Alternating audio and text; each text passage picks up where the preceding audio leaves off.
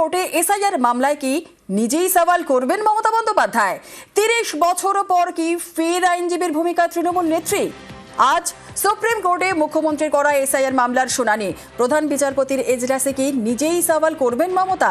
তৃণমূলের করা পোস্টে কিন্তু সেই সম্ভাবনাই জোরালো। আরো বিস্তারিত জানার চেষ্টা করবো। মৈত্রী আমাদের সঙ্গে রয়েছে। মৈত্রী, আজ সুপ্রিম কোর্টে মুখ্যমন্ত্রীর করা এসআইআর মামলার শুনানি। প্রধান বিচারপতির এজলাসে কি নিজেই সওয়াল করবেন মমতা বন্দ্যোপাধ্যায়? সেটা দেখো, সেই সম্ভাবনাই কিন্তু ক্রমে তার কারণ ইতিমধ্যেই মমতা বন্দ্যোপাধ্যায়ের মামলার আবেদন, যদিও তার পিটিশন ফাইল করেছিলেন একজন আইনজীবী, কিন্তু সর্বোচ্চ আদালতে ইন পার্সন অ্যাপিয়ার করার জন্য আবেদন করা হয়েছে এবং জানানো হয়েছে সর্বোচ্চ আদালতে যে তিনি ইন পার্সন অ্যাপিয়ার করবেন, অর্থাৎ তিনি তার মামলাকে নিজেই প্রেজেন্ট করবেন, সেই বিষয়টা কিন্তু উল্লেখ করা হয়েছে সর্বোচ্চ আদালতে। এবং যেহেতু তিনি একজন জেড প্লাস ক্যাটাগরি। বেশ, একেবারেই ধন্যবাদ।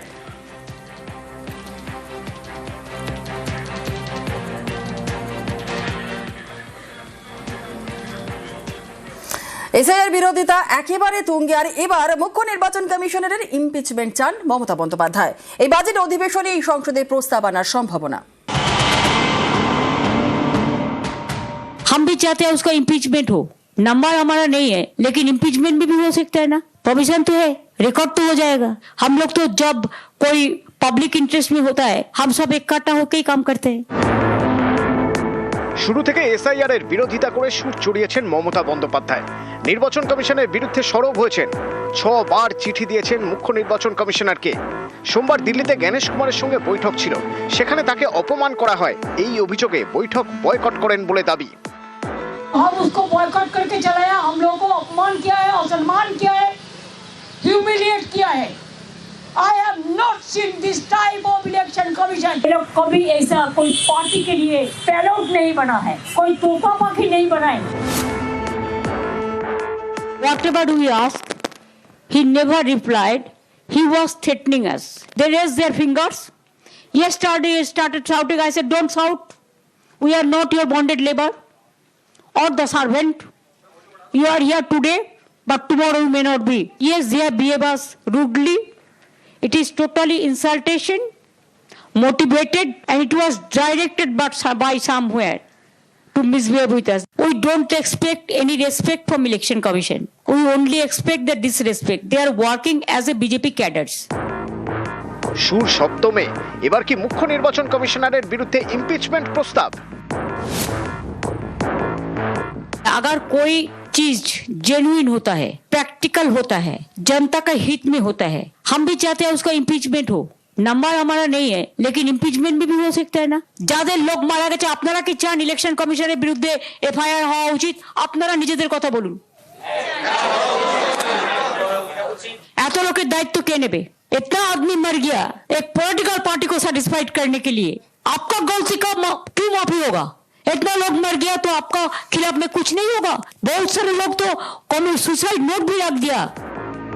এদিন দিল্লিতে সংসদীয় দলের সঙ্গে বৈঠক করেন তৃণমূল নেত্রী। সেখানে জ্ঞানেশ কুমারের ইমপিচমেন্ট নিয়ে আলোচনা হয়। দলের সাংসদদের প্রস্তুত থাকার নির্দেশ দিয়েছেন মমতা। চলতি বাজেট অধিবেশনে সংসদে এই নিয়ে প্রস্তাব আনতে পারে তৃণমূল। हम लोग इम्पीचमेंट का ले आएगा।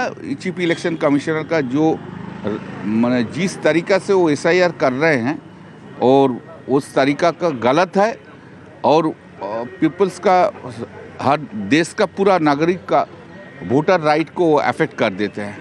वो नहीं चाहता है कोई वोटर रहे। हाँ, तो इसलिए हम लोग उनका जो इल मोटिव है उसका एगेंस्ट में हम लोग इम्पीचमेंट का चिंता किया है। এখানে এখন প্রক্রিয়া শুরু হবে। বাকি বিরোধীদের সাথে কথা বলে জ্ঞানেশ কুমারের বিরুদ্ধে ইমপিচমেন্ট করবার কথা, সে প্রস্তুতি আমাদের লোকসভায় আমাদের পার্লামেন্টারি পার্টির লিডার অভিষেক ব্যানার্জি ছিলেন। প্রস্তুতি শুরু হচ্ছে, দেখা যাক। দিদির ইনস্ট্রাকশন, আমরা হাউসের মধ্যে, লোকসভার হাউসের মধ্যে একসাথে দলবদ্ধ হয়ে আজকে ভারতীয় জনতা পার্টির স্পিকারের চেয়ারে যিনি বসেছিলেন, চেয়ারম্যান, যেভাবে আটকানো হয়েছে অপোজিশনের কণ্ঠ, তাই আমরাও কিন্তু কালকে দেখিয়ে দেব, যখন প্রধানমন্ত্রী বক্তব্য দেবে, অপোজিশনের কণ্ঠ কেমন হতে পারে এবং তৃণমূল কংগ্রেস লিডিং রোল নিয়ে সেটা দেখাবে। নিউজ 18 বাংলা। সিএসির ইমপিচমেন্ট তরজা, তৃণমূলকে কটাক্ষ বিজেপির, পাল্টা খোঁচা তৃণমূলের। ইমপিচমেন্ট মোশন যে কেউ আনতে পারে। প্রশ্নটা হচ্ছে ইমপিচমেন্ট করার জন্য কি আপনার কাছে নাম্বার আছে, সংখ্যা আছে কি, দম আছে কি? দম তো নেই। দেশের মানুষ তো আপনাকে বাছেননি। আপনি যতই বাংলা, উর্দু, ইংরেজিতে কবিতা লিখুন, দেশের মানুষ আপনাকে ভোট দেয়নি তো, আপনাদের দলকে পেছনে বসিয়েছে, অর্থাৎ বিরোধী দল হিসেবে বসিয়ে রেখেছে।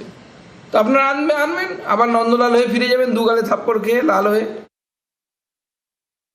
এ নিয়ে সুকান্ত মজুমদারদের না ভাবলেও চলবে। বাংলার মানুষের লজিক্যাল ডিস্টারবেন্সের নামে নাভিশ্বাস যারা তুলে দিয়েছেন, বাংলার জ্যান্ত মানুষকে যিনি মৃত বানিয়ে দিচ্ছেন, এই জ্ঞানেশ কুমারের বিরুদ্ধে তৃণমূল যে ইমপিচমেন্ট প্রস্তাব আনার কথা ভাবছে, তাতে 100 সংখ্যা লাগবে, সেটা তৃণমূলের মাথা ব্যথা। আর এটা থেকে পরিষ্কার যে জ্ঞানেশ কুমারদের ডিফেন্ড করাটা সুকান্তবাবুদের দায়িত্ব হয়ে দাঁড়িয়েছে, কারণ দুর্ভাগ্যজনকভাবে নির্বাচন কমিশন বিজেপির এজেন্ট হিসেবে কাজ করছে। বাংলায় ক্ষমতায় আসবে না বিজেপি, বরং তৃণমূলের ভোট বাড়বে। নয়াদিল্লিতে চড়া সুর মমতা বন্দ্যোপাধ্যায়ের। हम लड़ेंगे, बीजेपी नहीं आएंगे बंगाल में। Peoples hate BJP. Trinamool Congress अकेला ही लड़ता है बंगाल में।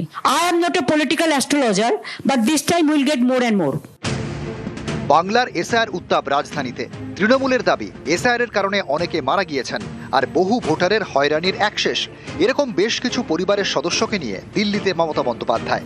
সোমবার তাদের সঙ্গে নিয়ে মুখ্য নির্বাচন কমিশনারের মুখোমুখি হন মমতা বন্দ্যোপাধ্যায়। আর মঙ্গলবার নতুন বঙ্গভবনে সাংবাদিক বৈঠক। এখান থেকে বিজেপির বিরুদ্ধে সুর চড়ান মমতা। चुनाव में जनता चुनते हैं कौन सरकार बनेंगे।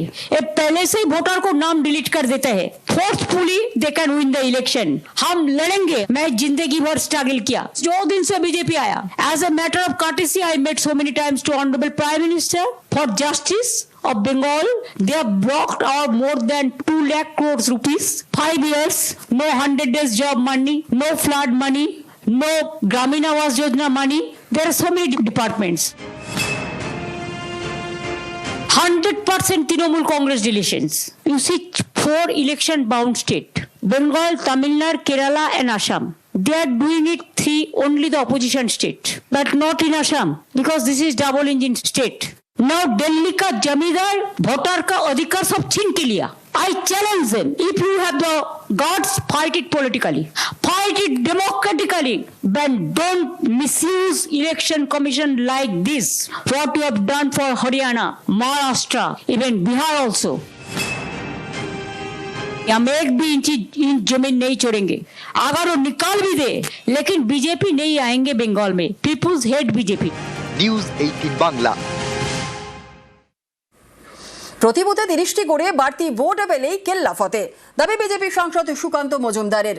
সুকান্তর এই ফর্মুলায় কটাক্ষ করেছে তৃণমূল।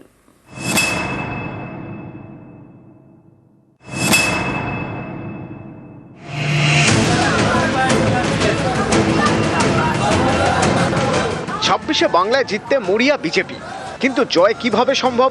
ফর্মুলা বলে দিলেন সুকান্ত মজুমদার। তার দাবি, 24-এর তুলনায় এবার প্রতি বুথে 30টি করে বেশি ভোট পেতে হবে বিজেপিকে, তাহলেই তৃণমূলকে হারানো যাবে। প্রতি বুথে গত 24-এ আমরা যা ভোট পেয়েছি তার থেকে মাত্র 30টি করে ভোট বেশি পেতে হবে। 5 থেকে 6টা পরিবার, মাত্র 6টা পরিবারের কাছে একটু বেশি পরিশ্রম করতে হবে। আর 6টা পরিবারের ভোট এবার পদ্ম ফুলে দেয়া করাবো। 2024-এ তৃণমূল ভোট পায় 2,75,64,561। বিজেপি ভোট পায় 2,33,27,249। অর্থাৎ তৃণমূল এগিয়ে ছিল 42,37,212 ভোটে, প্রায় 43 লক্ষ ভোটে। আমাদেরকে পার করে পশ্চিমবঙ্গে সরকার গঠন করতে হয়, আমাদের দরকার 22 লক্ষ ভোট, আর আমাদেরকে বাড়াতে হবে। প্রতি বুথে গত 24-এ আমরা যা ভোট পেয়েছি তার থেকে মাত্র 30টি করে ভোট বেশি পেতে হবে।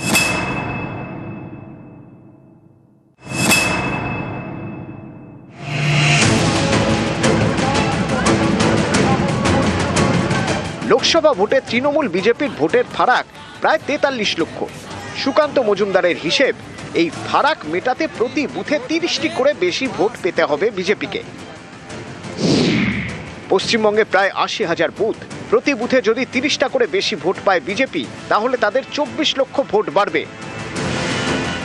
সুকান্ত মজুমদার বলেছেন ২২ লক্ষ ভোট বাড়াতে তাহলেই নাকি কেল্লা ফতে।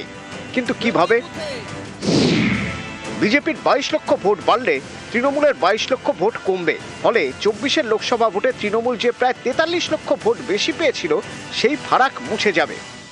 তৃণমূল এগিয়ে আছে ৪২,৪৩,১০২ ভোটে, মানে প্রায় ধরে নিন ৪৩ লক্ষ ভোটে। ৪৩ লক্ষ ভোটকে যদি আমাদেরকে পার করে পশ্চিমবঙ্গে সরকার গঠন করতে হয়, আমাদের দরকার ২২ লক্ষ ভোট, আর আমাদেরকে বাড়াতে হবে। ৮০,০০০ বুথ বেরোবে হচ্ছে ২৭ কিছু, আমি ধরে নিলাম ৩০ প্রতি বুথে। গত ২৪-এ আমরা যা ভোট পেয়েছি তার থেকে মাত্র ৩০টি করে ভোট বেশি পেতে হবে। ৫ থেকে ৬টা পরিবার, মাত্র ৬টা পরিবারের কাছে একটু বেশি পরিশ্রম করতে হবে। আর ৬টা পরিবারের ভোট এবার পদ্ম ফুলে দেয়া করাবো। মমতা বন্দ্যোপাধ্যায়ের খেল খতম, পয়সা হজম। কথার জাগলারি, সমুদ্রের পাড়ে বসে অনেকে বালির ঘর বানায়, একটা করে সমুদ্রের ঢেউ আসে, সেই বালির ঘর ভেঙে যায়। বিজেপির এই হিসেব নিকেশ হচ্ছে সমুদ্রের ধারে বসে বালির ঘর বানানো। একটার পর একটা ইলেকশন আসবে, একটার পর একটা ঢেউ আসবে, বিজেপির বালির ঘর চুরমারি। আর আপনি ৬টা বলছেন, আমরা বলছি ৬-৩-এ ১৮টা। বিজেপির থেকে এবার বেরিয়ে যাওয়ার পার বুথ রেডি হয়ে আছে, বিজেপির ভোটটা কমবে। নিউজ 18 বাংলা। বিজেপিকে জিতিয়েই বাংলা ছাড়বেন দাবি পদ্মনেতা বিপ্লব দেবের। আর হেরে যাওয়া রাজ্য গ্যারেজ পোস্টিং, পাল্টা কটাক্ষ কুণাল ঘোষের। আমি এসছি তো সরকার বানিয়ে যাব 100%, এবং আমার কুণ্ডলিতে হার নেই, মানুষের জিত নিশ্চিত হবে। বিপ্লব দেব তিনি হাত দিলে সোনা ফলে। আমার একটাই কথা, উনি নিজের গায়ে হাত দিলেন না কেন? তাহলে তো মাঝপথে মুখ্যমন্ত্রিত্ব থেকে ওনাকে যে তাড়িয়ে দিয়েছে সেটা হতো না। আপনাকে এলাকা থেকে সরিয়ে বাংলা হারা জায়গায় আপনাকে এখানে গ্যারেজ পোস্টিং এ পাঠিয়েছে। শিলিগুড়িতে নতুন উড়ালপুল কাজ প্রায় শেষ, কিন্তু চালুই করা যাচ্ছে না। অভিযোগ, রেল এখনো পুরোপুরি কাজ শেষ করেনি, তাই চালু করতে দেরি হচ্ছে। আর এই নিয়েই শুরু চর্চা।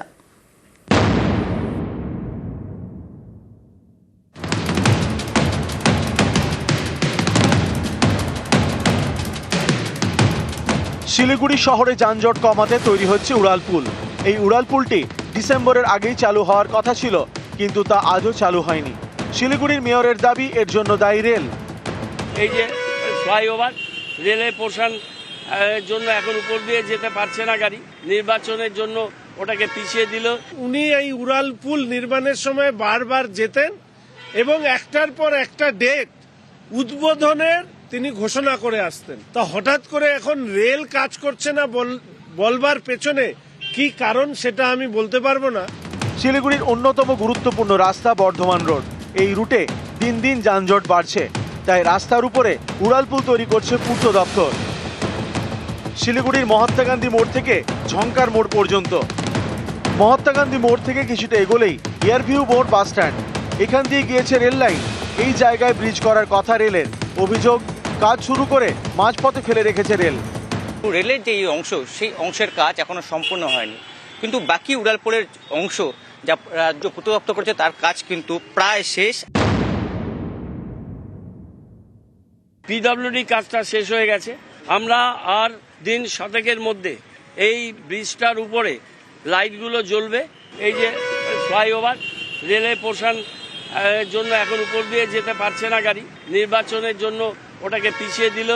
আমরাও জানি কিভাবে এটাকে ফেস করতে হয়। মার্চের এন্ডে ওদের দিতেই হবে, ওরা তো অনির্দিষ্টকাল এটা আটকে রাখতে পারবে না। উনি এই উড়ালপুল নির্মাণের সময় বারবার যেতেন এবং একটার পর একটা ডেট উদ্বোধনের তিনি ঘোষণা করে আসতেন। তা হঠাৎ করে এখন রেল কাজ করছে না বলবার পেছনে কি কারণ সেটা আমি বলতে পারবো না। যে শিলিগুড়ির মানুষকে জিজ্ঞেস করবেন, উড়ালপুল নিয়ে তিনি তারিখ পে তারিখ উদ্বোধনের তিনি দিয়েছিলেন। এতদিন ধরে কেন তারিখ পে তারিখ তিনি দিলেন? একসাথে দিতেন রেলকে সাথে নিয়ে, তাহলে তো এত ঝঞ্ঝাটি থাকতো না। ফলে একা সব কৃতিত্ব খেতে গিয়ে তখন অন্যের দিকে আঙুল তোলা।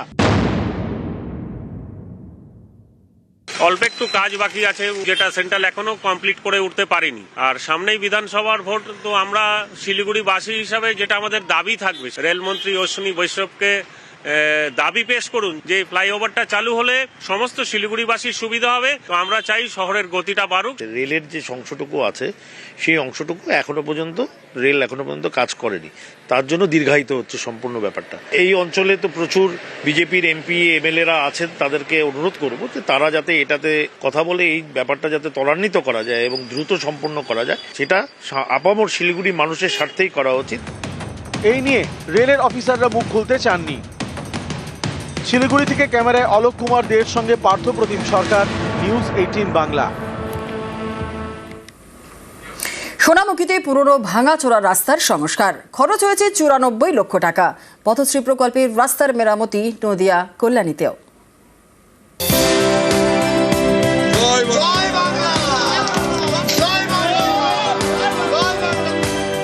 বাঁকুড়া সোনামুখীর 14 নম্বর ওয়ার্ড। গ্রামবাসীদের অভিযোগ, 14 নম্বর ওয়ার্ডের এই রাস্তায় দীর্ঘদিন কোনো কাজ হয়নি, ফলে রাস্তার হাল বেহাল, যাতায়াতে দুর্ভোগ। এই রাস্তায় এবার সারানো হলো পথশ্রী প্রকল্পে, খরচ প্রায় 94 লক্ষ টাকা। আমাদের সোনামুখী 14 নম্বর ওয়ার্ডে পল্লীবাসী প্রত্যেকেই দরকার ছিল, কিন্তু বর্ষাকালে এই রাস্তাটা প্রচন্ড মানুষের কষ্ট হয়। মমতা ব্যানার্জিকে আমার অসংখ্য ধন্যবাদ। এই টাকাটার জন্য, রাস্তাটার জন্য বরাদ্দ করা হয়েছে। এই রাস্তাটা যদি না হতো তাহলে আমাদের পল্লীবাসী খুবই কষ্টের মধ্যে ছিল। এটাই মেন রাস্তা, এটা খুবই দরকার ছিল। উনি দেওয়ার জন্যই আজকে আমাদের এই রাস্তা তৈরি হচ্ছে এবং হওয়ার ফলে আমরা পল্লীবাসী খুবই উপকৃত। মমতা বন্দ্যোপাধ্যায় মাননীয় মুখ্যমন্ত্রীর দপ্তরে আমরা অনুরোধ জানাই বারবার, সোনামুখী এই 14 নম্বর ওয়ার্ডে পল্লীবাসীর পক্ষ থেকে, এবং মুখ্যমন্ত্রী আমাদের সেই আবেদনে, পল্লীবাসীর আবেদনে সাড়া দিয়ে এই রাস্তাটা প্রায় 1.5 থেকে 2.25 কিলোমিটার রাস্তা মঞ্জুর করেছেন। নদিয়ার কল্যাণীতেও রাস্তার মেরামতি পথশ্রী প্রকল্পে 41 লক্ষ টাকা খরচ করে কল্যাণী ব্লকের সরাটি গ্রাম পঞ্চায়েতের রাস্তা সংস্কার। এতে উপকৃত হবেন 5টি গ্রামের কয়েক হাজার বাসিন্দা। এই রাস্তাটা আমাদের খুবই দরকার ছিল।